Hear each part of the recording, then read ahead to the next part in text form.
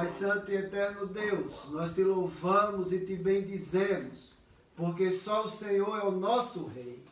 Receba este louvor e os demais louvores, as nossas orações, como aroma suave às tuas narinas.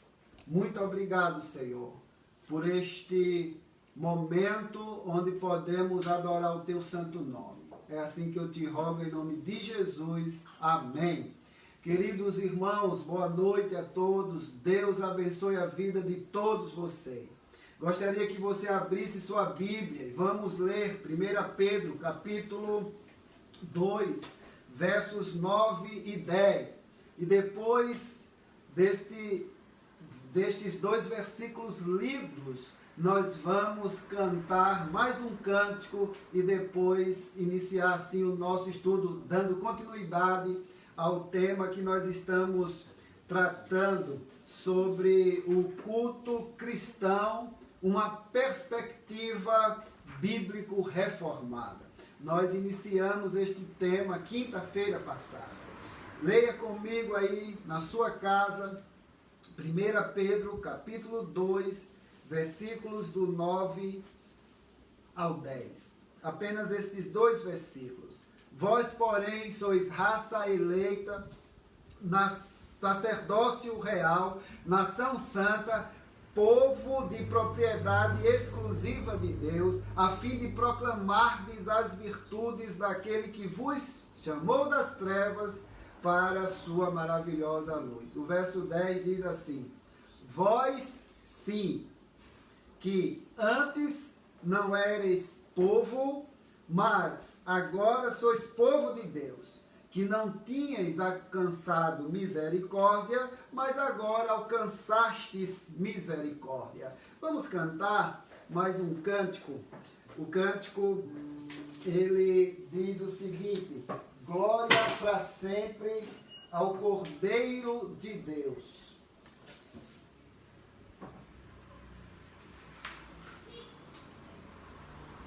O apóstolo Paulo, ele diz que todo joelho se dobrará, toda língua confessará. Cantemos este cântico, glória para sempre.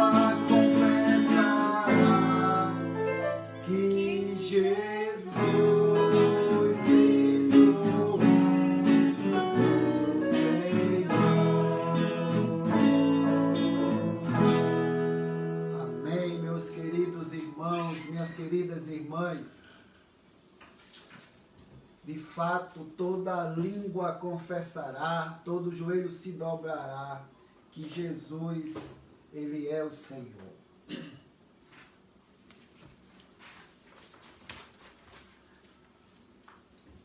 Nós vamos dar continuidade ao nosso tema sobre o culto cristão, uma perspectiva bíblico-reformada. Falei para os irmãos naquela ocasião que esse estudo está baseado no livro do homem de Deus, o doutor Ernst Maia, reverendo, pastor da nossa igreja presbiteriana do Brasil. E vimos como introdução a questão do culto como o labor racional, um labor inteligente.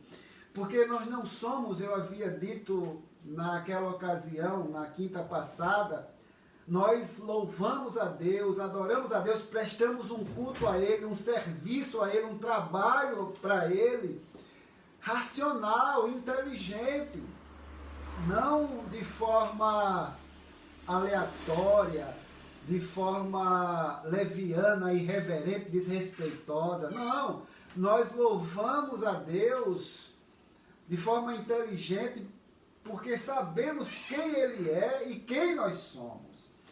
E na liturgia, no trabalho que nós prestamos a Deus, na reforma, em nenhum momento houve de fato uma liturgia reformada fixa, ou mesmo a tentativa de tal prática, quer entre as igrejas luteranas, quer entre as igrejas genuinamente reformadas.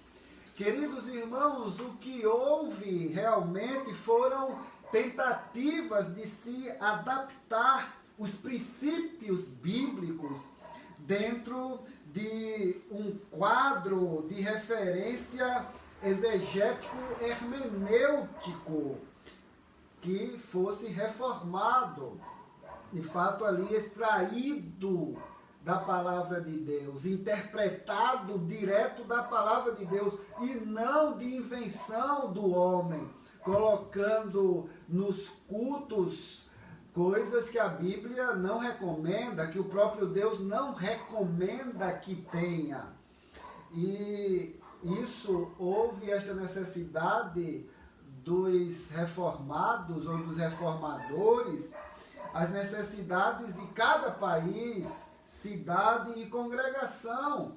E este era o pensamento tanto de Lutero quanto de João Calvino.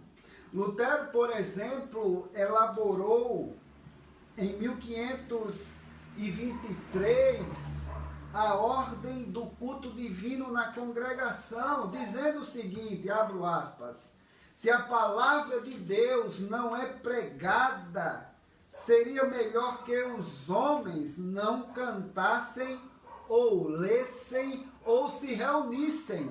Então veja, Lutero, em 1523, fez essa ordem de culto, esta ordem do culto divino na congregação e disse isso. Vou repetir para os irmãos. Abro aspas, se a palavra de Deus não é pregada, seria melhor que os homens não cantassem, ou lessem, ou se reunissem. Fecho aspas. Então veja, meus queridos irmãos, que você já deve ter presenciado cultos que tinha de tudo, menos a exposição bíblica, menos a pregação da palavra. Você já presenciou isso? Você já viu isso? Em cultos que você foi e esperando assim você a palavra para ser pregada, só fizeram cantar, só fizeram muito mal ler, fizeram tantas estripulias, menos tinha ali a mensagem, a pregação da palavra. E quando tinha, se falava de tudo, menos de Jesus Cristo. Menos da cruz, menos da salvação, menos do pecado, menos do inferno, menos do céu. Não se fala mais sobre isso. Então, eu concordo com Lutero, que se nós nos reunirmos e não tiver ali a pregação da palavra, a exposição da palavra, não adianta nem ler nem cantar. Não adianta se reunir. Então veja que nesse mesmo ano, 1523, o ano em que Lutero criou assim a ordem do culto divino na congregação. Nesse mesmo ano, confeccionou em latim a forma da missa e comunhão, e em 1526, após várias solicitações, publicou uma ordem de culto em alemão. E na introdução dessa obra, afirmou que a ordem do culto por ele elaborado ou elaborada não era rígida. Veja o que é que diz, abro aspas. Em primeiro lugar, eu gostaria de pedir gentilmente e por amor de Deus a todos os que vivem ou quiserem seguir esta nossa ordem no culto, que de forma alguma façam dela uma lei rígida, nem enredem ou prendam a consciência de ninguém, mas que a usem na liberdade cristã, enquanto, como, onde, quando e por quanto tempo acharem conveniente e útil. Mas não estou dizendo, continua ele, que aqueles que já têm uma boa ordem ou que pela graça de Deus possam melhorar, a abandonem para adorar a nossa. Porque não sou da opinião que toda a Alemanha devia seguir nossa ordem em Wittenberg ou Wittenberg.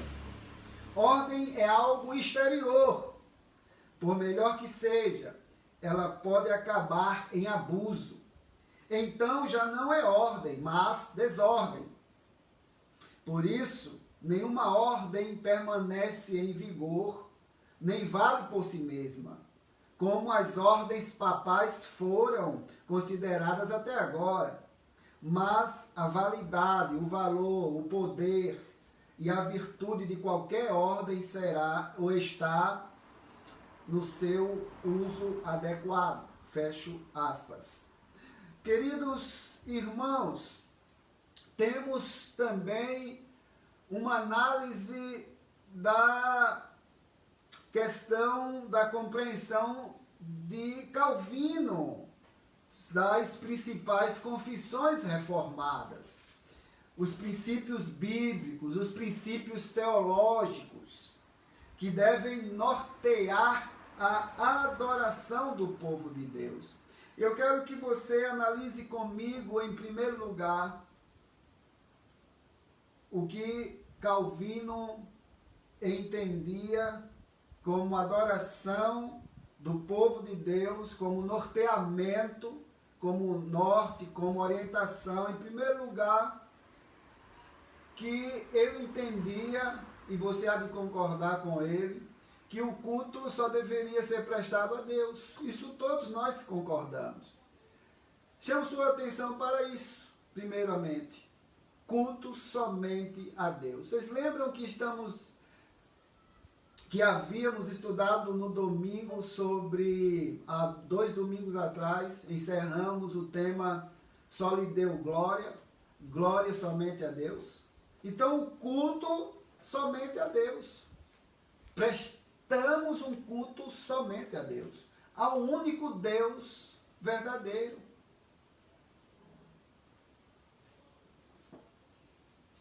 Temos uma confissão chamada Confissão Helvética, de 1562 a 1564.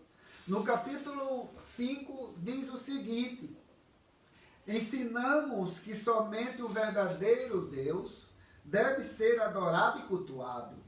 Esta honra não concedemos a nenhum outro, segundo o mandamento do Senhor. Ao Senhor teu Deus adorarás, e só a Ele darás culto. É o que diz Mateus capítulo 4, versículo 10. Nós cremos em um só Deus, e só a Ele invocamos, e o fazemos mediante a Cristo. Confira isso em 1 Timóteo 2,5, em 1 João 2,1. Então, por essa razão, queridos irmãos, não adoramos, nem cultuamos, nem invocamos os santos dos céus, nem outros deuses, nem os reconhecemos como intercessores ou mediadores perante o Pai que está no céu. Deus e Cristo, meus irmãos, o mediador, nos são suficientes. Falamos sobre isso num domingo desses, sobre justamente Soli Deo Glória, onde vimos que a igreja romana, ela tem os seus santos e eles são os intercessores.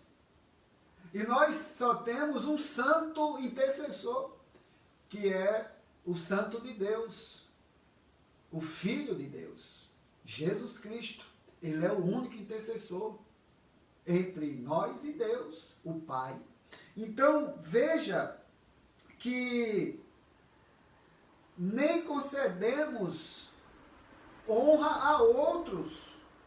A honra é devida somente a Deus e ao seu Filho, ou seja, a Santíssima Trindade, o Deus Pai, o Deus Filho e o Deus Espírito Santo. Veja isso em Isaías 42, versículo 8, em Atos 4:12, é bem claro que acima do céu, abaixo do céu, na terra, não existe outro nome, a não ser Jesus Cristo, que por ele nós temos a salvação. Irmãos, a Confissão de Westminster, de 1647, no capítulo 21, na segunda seção, diz que o culto religioso deve ser prestado a Deus o Pai, o Filho e o Espírito Santo. E só a Ele, não deve ser prestado nem aos anjos, nem aos santos, nem a qualquer outra criatura. Nem depois da queda deve ser prestado a Deus, irmãos, somente a Ele. Deve ser prestado a Deus. E deve ser prestado a Deus pela mediação do seu Filho Jesus Cristo. Não de qualquer outra pessoa. Não de qualquer outro, senão Cristo. Comentando o primeiro mandamento da lei de Deus, Calvino diz que Deus proíbe ter deuses estranhos. Com isto, queridos irmãos, significa que não transfiramos a outrem o que lhe é exclusivo. É impossível, meus irmãos, adorar a Deus corretamente sem o reconhecimento de seus atributos pessoais. Veja você que Calvino, em outro lugar, ele acentua o seguinte, abro aspas, toda verdadeira religião está arruinada, a menos que Deus seja o único invocado. Fecho aspas.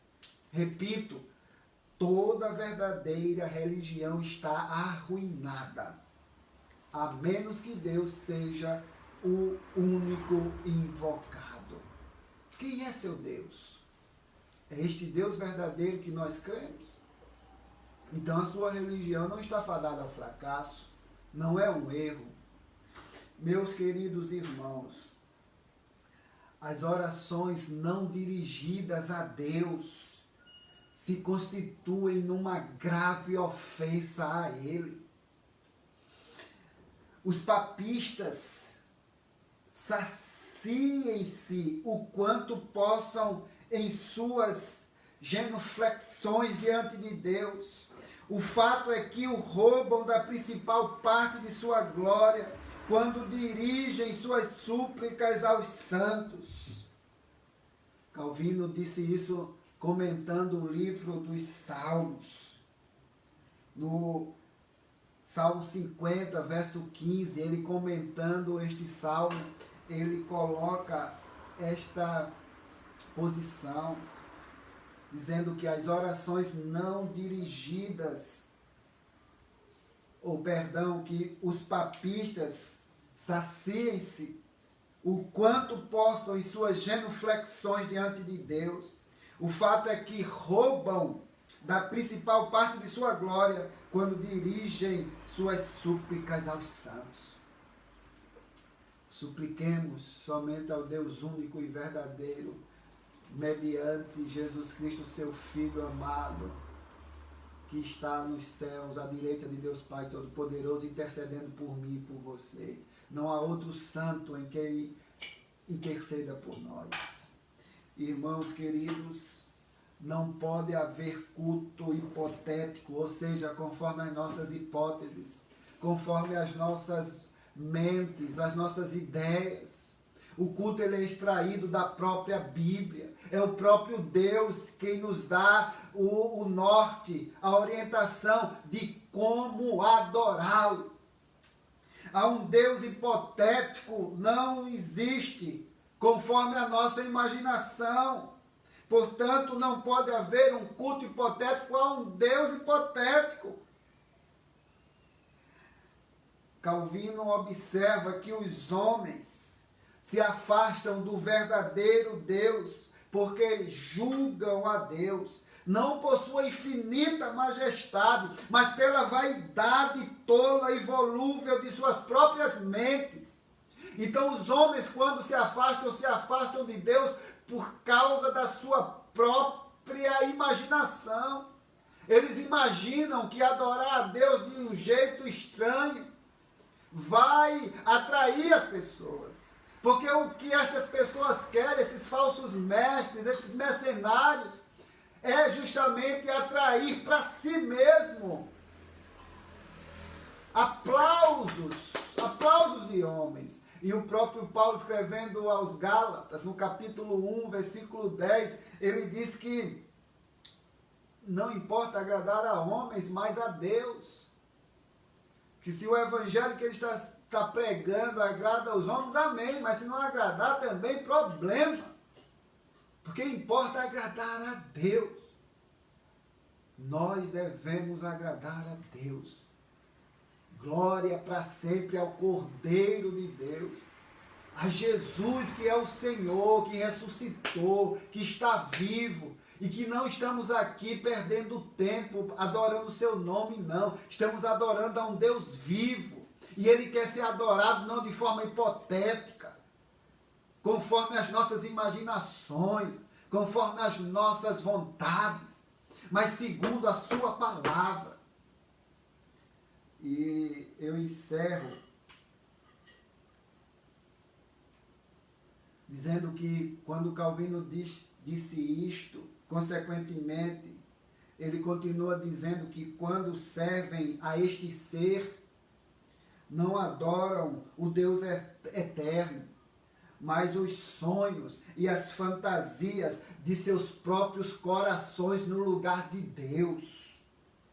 É isso que os homens fazem. Eles estão se auto-adorando. Eles estão se inflando de tanta vaidade, de tanto egoísmo, de tanto eu, porque eu faço, porque eu sou o cara, porque eu atraio multidões, porque eu consigo muitos likes, muitos seguidores. Eles não estão nem aí para a glória de Deus. Eles estão assim, eles estão aí sim para a glória deles mesmos. E eu encerro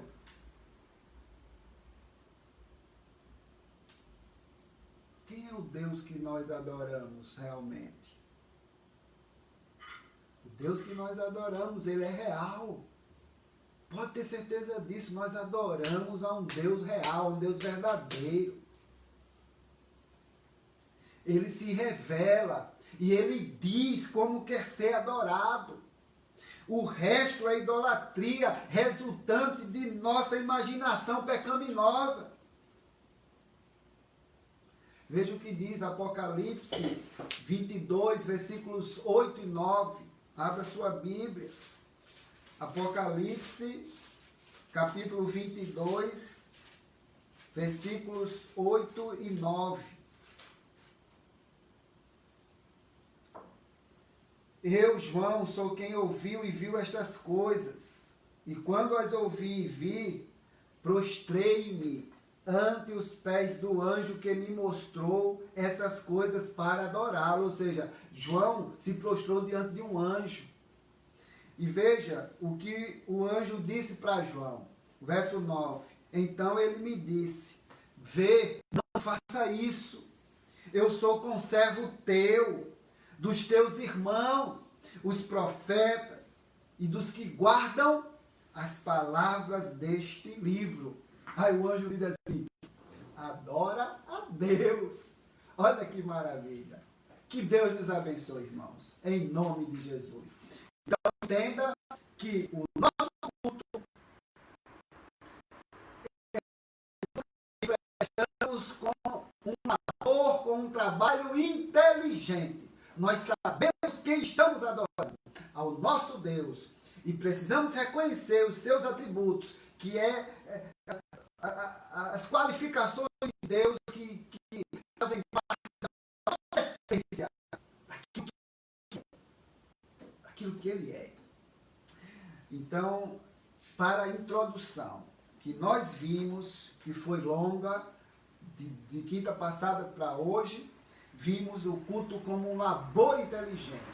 E em primeiro lugar, você viu que o culto deve ser prestado somente a Deus. Porque só existe um Deus verdadeiro. Não existe dois. Só existe um Deus verdadeiro. O resto é a imaginação do ser humano. Culto somente a Deus. Na próxima quinta, se Deus, nós vamos tratar o segundo ponto, que é o culto é oferecido a Deus por intermédio de Cristo. Irmãos, Deus só recebe o nosso culto por causa de Cristo Jesus, porque em nós mesmos nós não temos nada a oferecer. Vamos cantar, que eu encerro com este canto. E eu canto contigo, irmãos. Eu gostaria que você cantasse comigo um canto muito antigo, vencedores por Cristo, que é satisfação. Medite na letra deste canto. Porque ter a Cristo nos satisfaz. Nós somos completos quando temos Cristo. Quando temos Cristo, temos tudo. A nossa satisfação não deve estar na nossa esposa, no nosso esposo, nos nossos filhos, nas nossas filhas, no trabalho, no mestrado, no doutorado, PhD. Não. A nossa satisfação só deve estar em Cristo Jesus.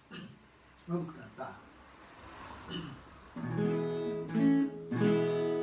Satisfação. Ter a Cristo não há meia, prazer já visto, sou de Jesus, e agora eu sinto satisfação sem fim.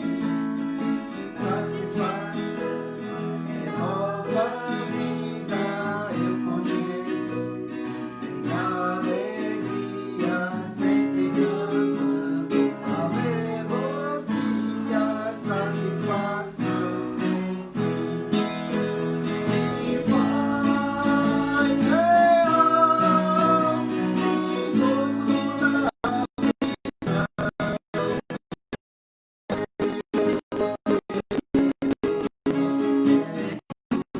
coração, satisfação não ter medo, pois meu Jesus já venceu.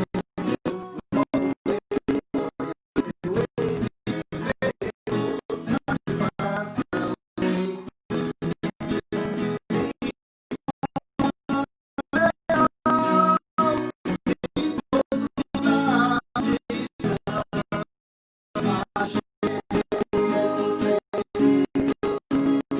é Cristo no coração. Amém, queridos. Glória a Deus. Vamos orar. Pai amado, muito obrigado, Senhor, pela vida dos meus irmãos, pelo teu povo que está neste momento cultuando ao Senhor através desta live, deste estudo, que nós possamos prestar um culto somente a Ti, e um culto com inteligência, um culto racional. Ó Deus eterno, eu te peço pelos enfermos, te peço pelos desempregados, pelo nosso país, pelo nosso planeta Terra. Muito grato nós somos, Senhor, pelo cuidado que o Senhor tem conosco. Mesmo em meio a coisa ruim que nos acontece, mas independente das circunstâncias, nós confiamos em Ti e nós sabemos que o Senhor é no controle de tudo e que nada acontece por acaso. Tudo vem de Ti e confiamos em Ti, Senhor. Portanto, dá-nos segurança, dá-nos sempre amor um pelo outro, perdão, que nós possamos de fato entender que só o Senhor é Deus e que todo joelho se dobrará, toda língua confessará que só o Senhor é Deus. Ó Deus, muito obrigado pelo aniversário dos meus filhos, de Levi e Gustavo, que foi agora dia 1º, que eles continuem crescendo no caminho do Senhor, que jamais eles se afastem deste caminho que é verdadeiro, que é único, que só leva a Deus. E abençoe minha esposa, obrigado por ela estar firme no Senhor, não ter testado positivo, foi um falso positivo no teste da Covid, nós te louvamos por isso também. Obrigado pela vida da Natália, pela minha vida, pela vida do teu povo, da nossa congregação aqui em Brusque, pelas outras congregações, Indaial, Navegantes, Balneário Camboriú, Balneário Pissarras, pela nossa igreja mãe. Continue abençoando o pastor Edmar, toda a sua família, sua esposa, seus filhos, todos os presbíteros, os diáconos e as suas respectivas famílias, como todo o povo ali, membros daquela primeira igreja que se reúne ali. Que o Senhor abençoe cada membro ali, dando saúde, dando paz, alegria de viver no Senhor. Que estejam todos nós satisfeitos em Cristo Jesus. É o único que pode nos satisfazer. Ó Deus, despede-nos agora em paz, dá-nos uma noite de sono tranquila. É assim que eu te rogo em nome de Jesus. Amém. Irmãos queridos, Deus abençoe a vida de todos vocês. Lembrando que dia 4, amanhã, a nossa irmã Daiane estará aniversariando, a esposa do nosso irmão Wexley, que estará aniversariando amanhã, a mãe do Nicolas. Que Deus abençoe a vida dela. E também dia 8, semana que vem, o Andreus. Então nós iremos dar, então, assim, a data do aniversariante agora, domingo, dia 11, o Eduardo, dia 14, a Rose, a esposa do diácono Kleber, dia 17, o diácono Marcos, dia 21, o Leandro, dia 22, o Daniel Machado, lá de Nova Trento, dia 26, a Patrícia Oteiro, a esposa do nosso irmão, o presbítero André, a mãe da Elise, e dia 29, a nossa irmã Neiva, fechando assim o mês de setembro. Eu vou ficar por aqui. Deus abençoe a todos. Lembrando que sexta-feira, amanhã, teremos o catecúmenos com o nosso irmão, ou o Márcio ou o Eduardo, às 20 horas. No sábado, teremos reunião virtual também com os jovens e com os adolescentes, às 18h30. Os adolescentes, irei estar com eles nesta live, tratando sobre o tema depressão e ansiedade. Que Deus abençoe a todos, uma boa noite, um beijo, um abraço.